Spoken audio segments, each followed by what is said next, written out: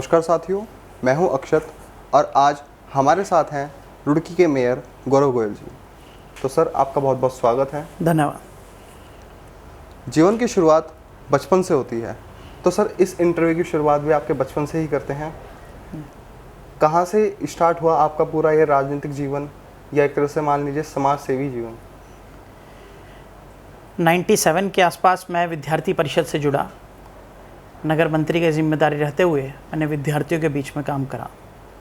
उसके बाद मैं भारतीय जनता पार्टी के विभिन्न दायित्वों का निर्वाह किया।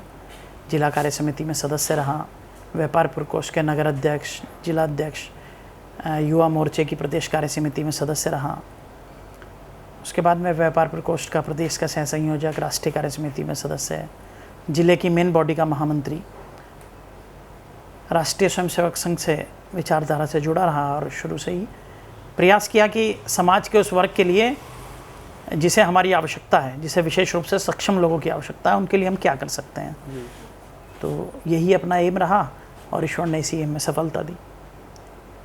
तो सर, आज के इस टाइम में राजनीति को एक बहुत ख़राब कल्चर माना जाता है, या समाज में एक तरह से कहा जाता है कि राजनीति एक बहुत बुरी चीज़ है। तो क्या आपके घर वालों ने आपको सपोर्ट किया उस चीज़ में, राजनीति में जाने में? राजनीति में जाने के लिए, सामाजिक क्षेत्र में काम करने के लिए घर वालों का पूरा सहयोग रहा। और हम लोग आरोप तो लगा देते हैं कि राजनीतिक क्षेत्र में जाने वाले लोग, जिस तरह आपने बताया कि करप्ट होते हैं, लेकिन कौन जाएगा? उस करप्शन को कौन साफ़ करेगा? समाज के लिए आगे बढ़ के कौन काम करेगा? कौन व्यक्ति अपने घर परिवार को छोड़ के समाज के बीच में रह के समाज का काम करेगा? आप उसका बलिदान भी देखिए सामाजिक क्षेत्र के काम करने वाले व्यक्ति का। और जो इस समाज के अंदर, राजनीतिक क्षेत्र के अंदर वास्तव में कुछ गंदगी आई होगी तो उसको साफ़ करने का काम भी हमें ही करना पड़ेगा। और जो साफ मन से लोग जाते हैं, निश्चित रूप से ईश्वरीय आशीष भी उन्हें मिलता है। और समाज के लिए जो चिंतन करते हैं और समाज के लिए अपना जीवन अर्पण करने का जो लोग मन रखते हैं, उन्हें निश्चित रूप से सफलता मिलती है, ऐसा मेरा मानना है। तो सर, मेयर बनने से पहले और मेयर बनने के बाद आपको लाइफ में अपना क्या चेंज दिखा?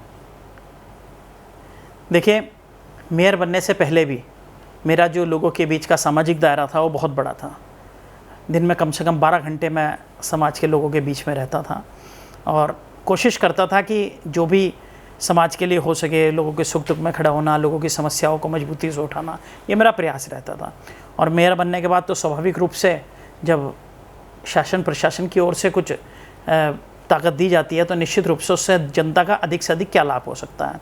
बनने के बाद ऐसा वाक्य रहा कि कोरोना की जो बीमारी आई है, महामारी मेरे बनने के 3 माह बाद ही आई, तो मजबूती से हम शहर को क्या दे सकते हैं। हमने 4 महीने तक लगातार लोगों में भोजन वितरित करने की व्यवस्था बनाई।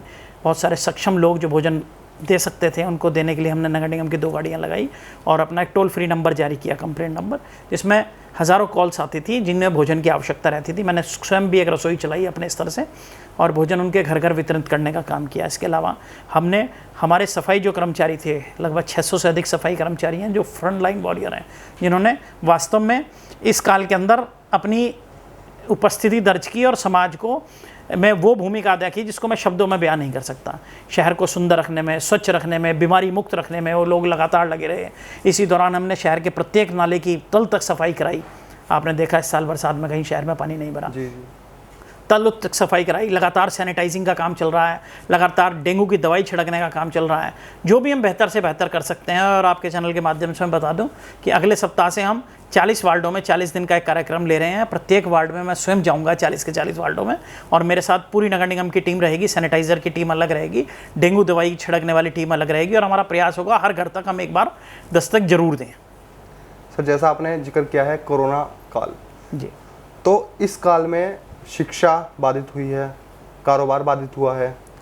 तो रुड़की में भी अभी ना तो कोई कॉलेज खुल रहा है, ना कोई स्कूल खुल रहा है, ना ही कोई परीक्षण संस्थान खुल रहा है। ऑनलाइन क्लासेस चल रही हैं जी। तो उसमें ना तो बच्चे सेटिस्फाई हैं, ना टीचर सेटिस्फाई हैं। तो उसमें आपकी क्या विचारधारा है कि रुड़की में हम कैसे इसको अच्छा कर सकते हैं? ये क्योंकि अंतर्राष्ट्रीय स्तर की बीमारी है। अमेरिका ने कुछ दिन के लिए स्कूल खोले, लाखों केसेस वहाँ पर लगातार बढ़ गए। तो ये वर्ष तो मैं समझता हूँ 2020 अपने प्रिकॉशन का वर्ष है। ये कोई व्यापार करने का वर्ष नहीं। इसमें कोई पढ़ाई, अगर बच्चे, मैं समझता हूँ कि कहीं अगर ऑनलाइन पढ़ाई में थोड़ी दिक्कत भी आ रही है तो दिक्कत झेलनी पड़ेगी। सबसे पहले व्यक्ति की स्वयं की सुरक्षा है। लोगों को अपनी सुरक्षा का ध्यान रखते हुए कहीं ना कहीं सैनिटाइज़र, मास्क, सोशल डिस्टेंसिंग, जो भी सरकारी गाइडलाइंस है उनका पालन करना चाहिए और अपने परिवार को सुरक्षित रखने के लिए जो भी आप बेहतर से बेहतर कर सकते हैं वो करना चाहिए। हमारी प्राथमिकता 2020 का वर्ष व्यापार करने की नहीं है और सबसे प्रथम प्राथमिकता अपने और अपने परिवार को सुरक्षित रखनी है। सर, हमने देखा कि आपने शपथ ली और उसके अगले दिन ही आपने पूरे नगर निगम का निरीक्षण किया जी। और उसके बाद आपका जो पहला एम था, सबसे पहले जो आपने चुनाव से पहले कहा था कि नालों की सफाई या पानी भरना, इसमें आप कितने हद तक सफल हुए हैं? देखिए, मैं अपने हिसाब से तो 100% सफल हुआ हूँ। बाकी की रेटिंग जो है और नगर की जनता देगी। जहाँ की नालों की सफाई हुई है, आप वहाँ जनता से पूछिए कि नालों की सफाई क्या इससे पहले कभी ऐसी हुई है शहर के अंदर। वाटर ड्रेनेज के लिए जो मैं बेहतर से बेहतर कर सकता था मैंने करने का प्रयास किया। पूरे शहर के अंदर लाइटें लग रही हैं। अभी नगर निगम ने 3,500 लाइटें खरीदी हैं। 3,500 इसके बाद अगले लॉट में आफ्टर 2 मंथ्स आएंगी और 7,000 लाइटों से हम प्रयास करेंगे कि पहली बोर्ड की बैठक में हमने 7,000 लाइटें पास की थी। शहर के अंदर बेंचेस के लिए हमने टेंडर कर दिए हैं और ट्री गार्ड हम लगाने जा रहे हैं। और एक महत्वाकांक्षी योजना, इतना बड़ा प्रोजेक्ट पूरे गढ़वाल से जिसके अंदर कूड़ा आया करेगा, वेस्ट टू एनर्जी, यानी कि कूड़े से बिजली बनाने का प्लांट। वो प्लांट हम रुड़की में सालियर में अपनी ज़मीन पर लगाने जा रहे हैं, जिसका टेंडर भी हमने कर दिया है। मैं समझता हूँ बहुत जल्दी इसकी सारी प्रक्रिया इस वर्ष पूरी हो जाएगी और इस वर्ष के एंड में उसका काम स्टार्ट हो जाएगा। अगले वर्ष से प्लांट स्टार्ट हो जाएगा। आसपास के क्षेत्र के जितना भी कूड़ा आएगा उससे बिजली बनाने का एक बहुत बड़ा कार्य है। अगर ये कार्य हमारा पूर्णतः सफल हो पाया तो निश्चित रूप से ये रुड़की नगर निगम के काल के अंदर स्वर्णिम इतिहास से लिखा जाएगा। तो सर, रुड़की के नगर निगम में जी आप जैसे आए तो जब क्या चेंजेस थे और आपने फिर उसको आने के बाद कैसे संभाला और कैसे उसको आगे आप तरक्की की तरफ लेके जा रहे हैं? देखिए, किसी भी सिस्टम को ठीक करने में एक समय लगता है जी। मैं नगर निगम में कभी पार्षद नहीं रहा। मेरे लिए नगर निगम एक नया स्थान था, लेकिन फिर भी मैंने प्रयास किया कि हर बारीक से बारीक चीज़ के अंदर हम क्या सुधार कर सकते हैं, हम क्या नए पायदान छू सकते हैं। इसी निमित्त नगर निगम का एक पार्ट है निर्माण। मैंने कोशिश की कि शहर के अंदर जितनी सड़कें बनी हैं वो कम से कम 5 से 7 साल चलनी चाहिए। अभी जितने भी निर्माण कार्य होते हैं साल के अंदर 1 साल 2 साल चल करके वो सड़कें, नालियाँ और जितना कंस्ट्रक्शन का काम है वो टूट जाता है। काम की गुणवत्ता बनी रहे, अच्छे से अच्छा हम काम किस तरह कर सकते हैं ये सुनिश्चित करने के लिए हमने प्रयास किया कि हम प्रत्येक कार्य को IT और CBRI से जाँच कराएंगे। ये एक बड़ा महत्वपूर्ण विषय है और निश्चित रूप से जो लोग मिलावटखोर हैं, घटिया किस्म का काम करते हैं, उन्हें इसमें दंडित होना पड़ेगा और दंड भी करेंगे, उन दंडित भी करेंगे और गुणवत्ता ऐसी लेंगे कि हमारे कार्यकाल की बनी हुई सड़कें और जो होंगी कम से कम 5-7 साल चलें।